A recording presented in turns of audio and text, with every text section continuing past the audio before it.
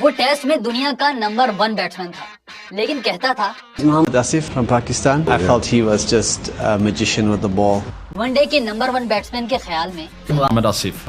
That guy with the new ball. Oh, unplayable. और हर format के उस्ताद Kevin Pietersen तो कहते थे Mohammad Asif, the Pakistani fast bowler, his ability to accelerate off the wicket I thought was just phenomenal. Oh, and he's got him. That's very well done. That's a big wicket.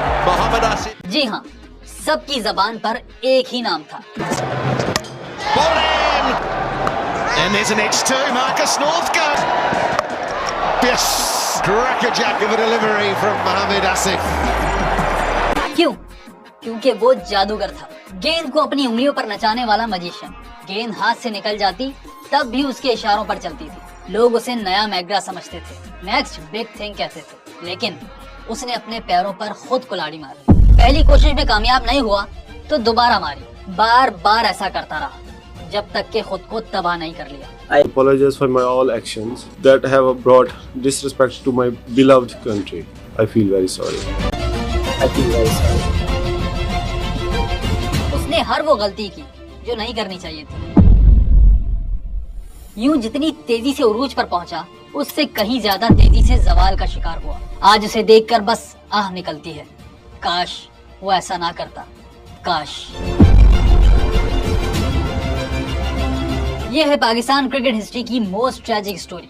ये कहानी है मोहम्मद आसिफ की।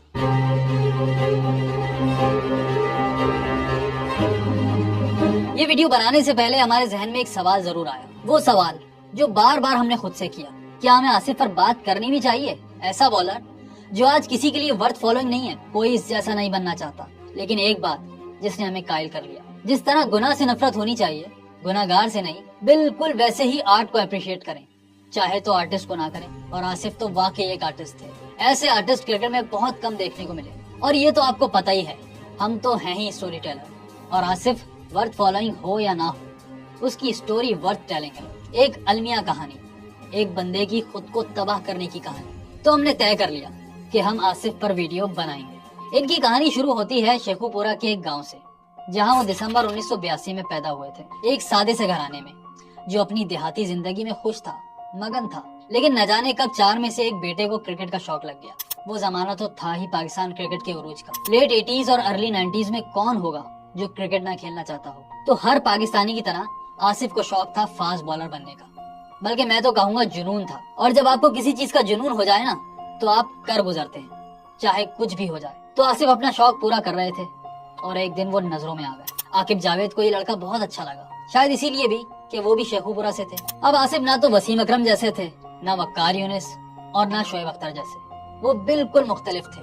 वो फजल महमूद, सरफराज नवाज, बल्कि खुद आकिब जावेद जैसे थे। तो आसिफ का पहला मैदान बना डोमेस्टिक क्रिकेट, जहां सन 2000 में उनका फर्स्ट क्लास डेब्यू हुआ। वो 18 साल की उम्र में नेशनल लेवल के प्लेयर बन चुके थे और फिर पहली झलक नजर आ गई कायदे-ए-आज़म ट्रॉफी 2005 में। सियालकोट की तरफ से खेलते हुए उन्होंने सिर्फ 35 रन देकर 7 विकेटें हासिल की और ज्यादा दिन नहीं गुजरे, आसिफ इंटरनेशनल क्रिकेट में भी आ गए। ऐसी टीम के खिलाफ, ऐसी जगह पर जहां कोई नहीं जाना चाहता होगा। जी हाँ, ऑस्ट्रेलिया के खिलाफ ऑस्ट्रेलिया में। ये 2005 का ऑस्ट्रेलिया टूर था, हमेशा की तरह एक भयानक टूर। पहला टेस्ट पाकिस्तान 491 रन से हारा, दूसरा 9 विकेटों से, और बाकी रह गया तीसरा, तो इसमें मोहम्मद शमी की जगह मोहम्मद आसिफ को खिलाया गया। इससे खराब सिचुएशन किसी डेब्यूटेंट के लिए हो सकती है? बिल्कुल नहीं। पाकिस्तान क्रिकेट में उस जमाने में भी यही होता था, जहां बड़े बड़े नहीं चल पाए। 22 साल का आसिफ बेचारा क्या करता? 18 ओवर्स फेंके, कोई विकेट नहीं मिली, थका हारा खामोशी के साथ सर झुकाए वापस आ गया।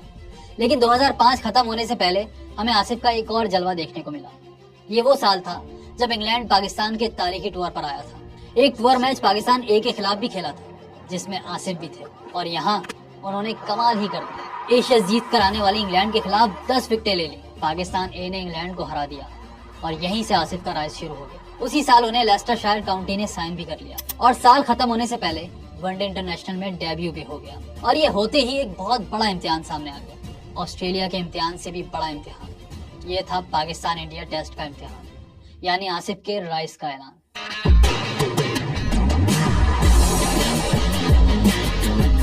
ये जनवरी 2006 था। इंडिया की टीम एक तारीखी टूर पर पाकिस्तान आई थी। सीरीज का पहला टेस्ट लाहौर में हुआ, एक बोरिंग ड्रॉ, और दूसरा मैच फैसलाबाद में, जिसके बारे में एक जमाने में डेनिस लिली ने कहा था, फैसलाबाद तो बॉलर्स का कब्रिस्तान है। वही डेनिस लिली जो कुछ अर्सा पहले MRF पेस एकेडमी चेन्नई में आसिफ के उस्ताद भी थे। खैर, तो फैसलाबाद का नाम आते ही समझ जाएं कि इस मैच में क्या हुआ होगा। जी हाँ, एक और ultra high scoring draw.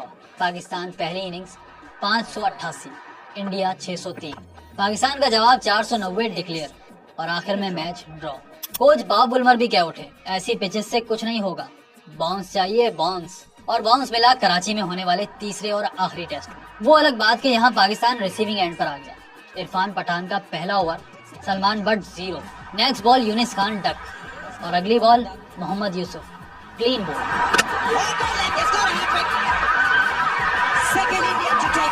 Pakistan 0 पर 3 आउट, और इंडिया 7वें आसमान पर।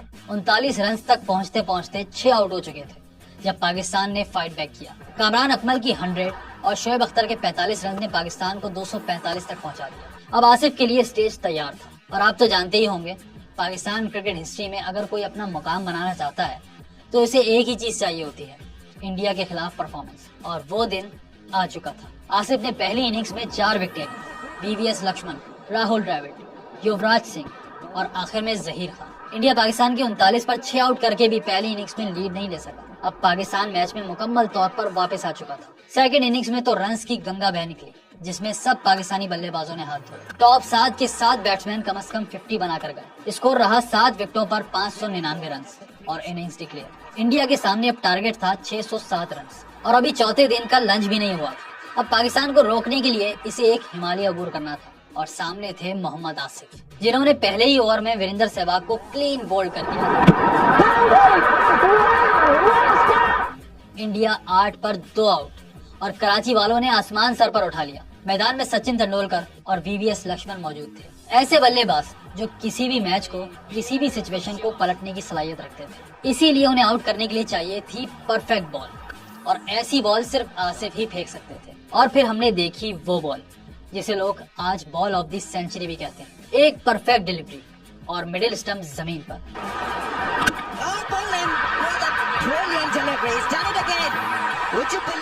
VVS Laxman clean bowled, stump wicket keeper के कदमों में जा गिरी। ये आसिफ की शानदार डिलीवरीज में से एक थी। Sachin Tendulkar, Virender Sehwag, Ricky Ponting, AB de Villiers, Hashim Amla, Kevin Pietersen, Kumar Sangakkara, अपने जमाने के हर बड़े बल्लेबाजों को फेंकी गई आसिफ की बॉल ऑफ द सेंचुरी में से एक। ज्यादा देर नहीं गुजरी, आसिफ ने सचिन तेंदुलकर को भी क्लीन बोल्ड कर दिया।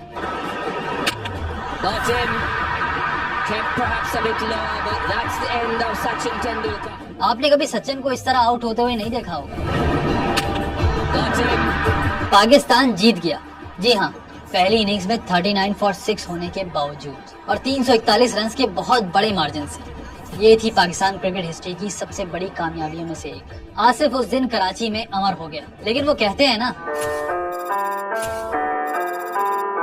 हीरो के विलन बनने में अभी वक्त था। अभी तो आसिफ अपनी पीक के जाने बढ़ रहा था।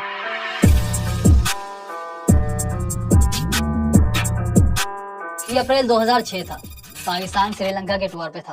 पहला मैच मोहम्मद आसिफ 6 विकेटें, दूसरा मैच 11 विकेटें। सनत जयसूर्या, कुमार संगाकारा, महिला जयवर्धने, तिलका रत्ने दिलशान, सब बड़े बड़े नाम एक न एक बार आसिफ का निशाना जरूर बने। पाकिस्तान 2 टेस्ट मैचेस की सीरीज 1-0 से जीत कर आया। आसिफ सेकंड टेस्ट के प्लेयर ऑफ द मैच भी बने, और 17 विकेटों की वजह से मैन ऑफ द सीरीज भी। अगला स्टेशन इंग्लैंड। इंग्लिश कंडीशन में वो तबाही मचा देते, लेकिन इंजर्ड होने की वजह से पहले तीनों मैचेस नहीं खेले। मौका मिला चौथे और आखिरी टेस्ट में, जो हुआ ओवल में। आसिफ आए और आते ही छा गए। पहली इनिंग्स में 4 विकेटें, जिनमें केविन पीटरसन का फर्स्ट बॉल डक भी शामिल था।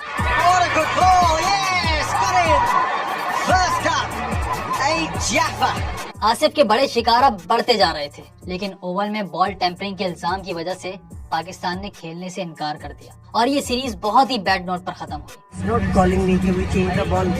I am personally go there and go, why you change the ball? अब यहीं से हमें आसिफ की बैड साइड भी नजर आना शुरू हो गई। ये बात तो अब दुनिया जान चुकी थी कि आसिफ को अपनी लाइन और लेंथ पर बहुत कंट्रोल था, लेकिन ये कोई नहीं जानता था कि आसिफ को खुद पर कोई कंट्रोल नहीं था। वो अनकंट्रोलेबल होते जा रहे थे। उसी साल उनका पहला ब्रेकिंग बैड मूवमेंट भी आ गया, नवंबर 2006 में, जब उनका डोप टेस्ट पॉजिटिव आया। मोहम्मद आसिफ पर 1 साल की पाबंदी लगी, बाद में वो उससे बरी हो गए। लेकिन ये पहली झलक थी कि आगे क्या होने वाला है। आगे मोहम्मद आसिफ का ऐसा फॉल शुरू होने वाला था जिसे रोकने वाला कोई नहीं था, खुद वो भी नहीं।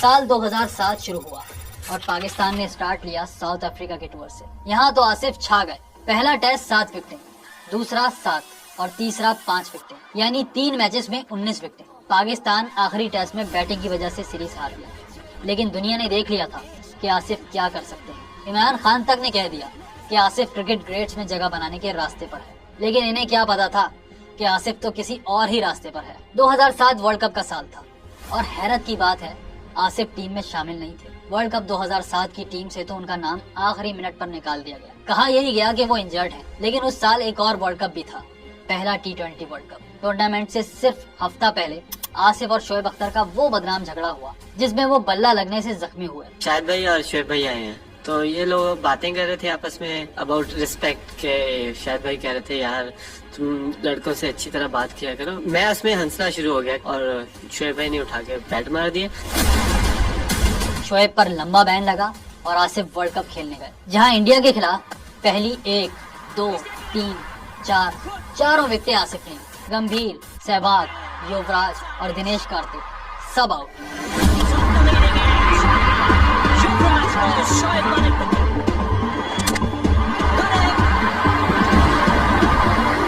इंडिया ये परफॉर्मेंस भूला नहीं।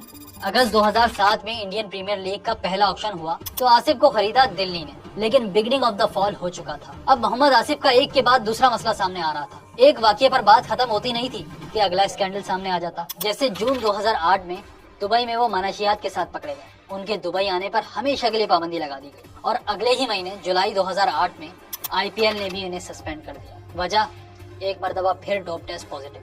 अभी इसकी धूल बैठी नहीं थी कि 2009 में फिल्म स्टार वीना मलिक के साथ शादी की खबरें आ गई। बाद में तो इस स्कैंडल ने बहुत ही अगली टर्न लिया, लेकिन आसिफ के फाइनल कमबैक के बाद।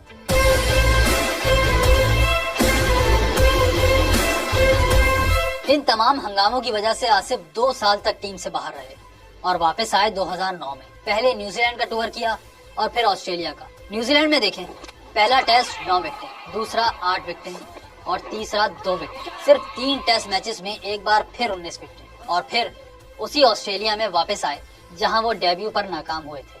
अब बदला लेने का वक्त था और यह उन्होंने लिया सिडनी में। 2010 सीरीज का वो टेस्ट जो ऑस्ट्रेलिया में ऑस्ट्रेलिया को हराने का गोल्डन चांस था। पाकिस्तान उसके बाद कभी ऑस्ट्रेलिया को हराने के इतने करीब नहीं पहुंचा और ये चांस उसे दिया था मोहम्मद आसिफ ने। सिडनी में आसिफ ने 8 विकेटें ली, पहली इनिंग्स में 6 और दूसरी में 2, और ये विकेटें और ज्यादा होती अगर कामरान अकमल विकेटों के पीछे अपना काम ठीक से करते। बहरहाल पाकिस्तान को 176 का टारगेट मिला, लेकिन क्या कहने हमारे बल्लेबाजों के। 139 पर ऑल आउट। पाकिस्तान जीतते जीतते हार गया, बल्कि स्टोर पर सब कुछ हारा, सारे टेस्ट, तमाम वनडे और T20 मैच भी। इस हार की वजह जानने के लिए तहकीकात का आगाज हुआ। बहुत धूल उड़ी, एक दूसरे पर बड़े इल्जामात लगे, बगावतें फूट पड़ी, टीम के सीनियर प्लेयर्स पर बैन लगा, लेकिन मोहम्मद आसिफ, इन्हें किसी की कोई परवाह नहीं थी। वो इस पूरे हंगामे से कहीं दूर अपनी जिंदगी में मस्त थे। उनके 2 ही शौक थे, जी हाँ, वही वाले 2 शौक। लेकिन अब चीजें आसिफ के कंट्रोल में नहीं थी। वीना मलिक के साथ उनका झगड़ा अब ऑन स्क्रीन आ चुका था। अप्रैल 2010 में दोनों टेलीविजन स्क्रीन पर लड़ते झगड़ते नजर आए। मीडिया को और क्या चाहिए था, उन्होंने इस सिचुएशन से बड़े मजे लिए। ये बात आप बहुत अच्छी तरह से जानते हैं कि पैसे तो आपने मुझसे लिए। अगर लिए हैं तो फिर आपको वापस किए हैं, ये उसका सबूत। जिस बेड पे ये सोते हैं वो मैंने बनवाया है, जिस लाउंज में जिस सोफे पे बैठे हूँ मैंने, चॉकलेट ब्राउन कलर का वो अब आप तो कपड़े उतारने पे आ गए हैं। इश्क की दास्तान सिर्फ मेरी तरफ से नहीं थी, आसिफ भी मुझसे इश्क करते थे। और इन्हीं हंगामों के बीच 2010 आ गया, आसिफ के लिए फैसला कुन साल। ये T20 वर्ल्ड कप का साल भी था, एशिया कप का साल भी था, इंग्लैंड के टूर का साल भी। पाकिस्तान हर जगह नाकाम हुआ। वर्ल्ड कप में जीता हुआ सेमीफाइनल हारा, एशिया कप में फाइनल में भी नहीं पहुंच सका, और इंग्लैंड के टूर पर वहां तो वो हुआ जो किसी ने सोचा भी नहीं था। एक अफरा तफरी थी, टीम पर किसी की ग्रिप नजर नहीं आ रही थी, वो टूट रही थी, बिखर रही थी, और बिलाखिर ताबूत में आखिरी कील ठोक दी गई, और इसे ठोकने वालों में से एक थे Mohammad Asif.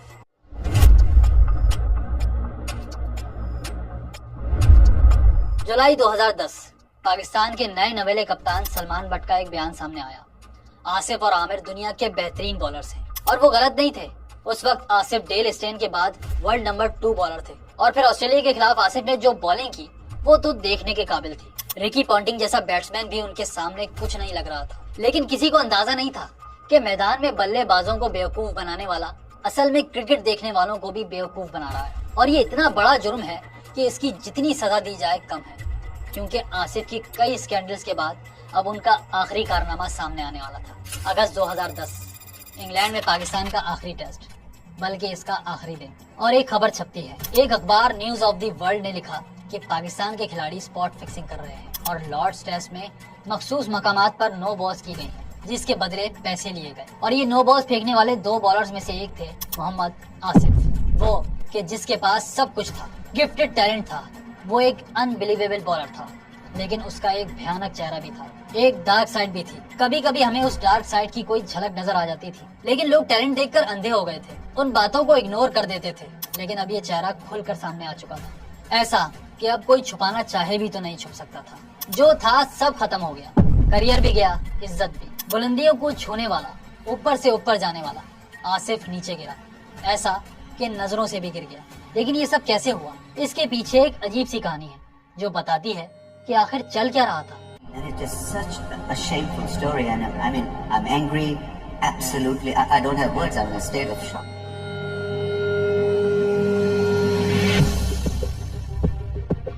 Spot fixing scandal की भयानक कहानी शुरू होती है 2 बंदों से। एक मजहर मजीद, जो मोहम्मद आसिफ के अलावा कप्तान सलमान बट और कई पाकिस्तानी प्लेयर्स के एजेंट थे, और दूसरे मोहसिन खान, एक इंडियन बिजनेसमैन। दोनों के दरमियान बिजनेस डीलिंग के लिए कुछ मुलाकातें हुई और फिर बात आहिस्ता आहिस्ता यहाँ तक आ गई कि आखिर क्रिकेट में फिक्सिंग कैसे होती है। यहाँ मजहर उतावला हो गया। मोहसिन से कहा, आप जो कहें वैसा करके दिखाएंगे। मोहसिन का जवाब था, मुझे यकीन नहीं आ रहा। मजहर ने कहा, यकीन करवाने के लिए जो कहें करवा देंगे। मोहसिन ने कहा, एक नो बॉल करवा दो उस जगह पर जहां हम बोले। मजहर ने कहा, एक नहीं 2 नो बॉल्स करवाऊंगा, और स्क्रिप्ट बन गया। स्क्रिप्ट लिखने वाला था मजहर मजीद और अदाकार थे पाकिस्तानी बॉलर्स। लेकिन एक बात जिसका अंदाजा मजहर मजीद को बिल्कुल नहीं था, वो ये कि मोहसिन खान ना तो इंडियन है और ना ही बिजनेसमैन। उसका असल नाम मजहर महमूद है और वो है बदनामे जमाना अखबार न्यूज ऑफ द वर्ल्ड का इन्वेस्टिगेशन एडिटर, जिसका काम ही यही है, स्टिंग ऑपरेशन करना। इसीलिए तो उसे किंग ऑफ स्टिंग कहते थे। और ये पूरा मंसूबा भी एक स्टिंग ऑपरेशन का हिस्सा था। इसके मंसूबे के ऐन मुताबिक पाकिस्तान के बॉलर्स मोहम्मद आसिफ और मोहम्मद आमिर ने नो बॉल्स करवाई और अगले ही दिन अखबार ने दुनिया को बता दिया कि दुनिया के बेहतरीन बॉलर्स क्या कारनामे कर रहे हैं। मामला खुल गया। फिर वही हुआ जो होना चाहिए था। केस चला। आसिफ सलमान बट पर इल्जाम लगाते रहे, सलमान बट मजहर मजीद पर, और मजहर मजीद वो खुद को इल्जाम दे तो बेहतर है। बिल आखिर फैसला हो गया। सलमान बट मोहम्मद आसिफ और मोहम्मद आमिर पर कम से कम 5 साल की पाबंदियां लग गई। इंग्लैंड में जुर्म करने की वजह से उन्हें कैद की सजाएं भी हुई। आसिफ को 1 साल कैद की सजा सुनाई गई। जब पाकिस्तान में आसिफ के वालिद हसन दीन से पूछा गया तो उन्होंने एक अजीब सा जवाब दिया। जेलां भी बंदे ही जांदे ने, बंदे ही जांदे, जेलां बंदे वास्ते बणीਆਂ ਲੱਗ ਜਗੇ ਫੇਰ ਕੀ ਹੋਗਾ। ਸਾਡੇ ਘਰ ਟੁੱਕਰ ਨਹੀਂ ਹੈਗਾ। ਮੇਰੇ ਘਰ 10 ਮੱਝਾਂ ਬੱਧੀਆਂ ਨੇ, 20 ਗਾਵਾਂ ਬੱਝੀਆਂ ਨੇ। ਸਾਰੀ ਉਮਰ ਅਸੀਂ ਖੇਡ, ਮੇਰੇ ਪਿਛਲੇ ਬਾਬੇ ਦਾਦੇ ਖੇਡਾਂ ਤੋਂ ਨਹੀਂ ਪਲੇ। ਜੋ ਖੇਡਾਂ ਬੰਦ ਕਰਕੇ ਪਾਬੰਦੀ ਲਾ ਕੇ ਫੇਰ ਕੀ ਹੋਏਗਾ। ਫਿਰ ਭੁੱਖਿਆਂ ਨਹੀਂ ਰਹਿਣਾ, ਉਹ ਟੁੱਕਰ ਖਾਏਗਾ। ਟੁੱਕਰੋਂ ਦੀ ਜਗ੍ਹਾ ਬਹੁਤ ਹੈ, ਕੋਈ ਘਬਰਾਉਣ ਵਾਲੀ ਗੱਲ ਨਹੀਂ।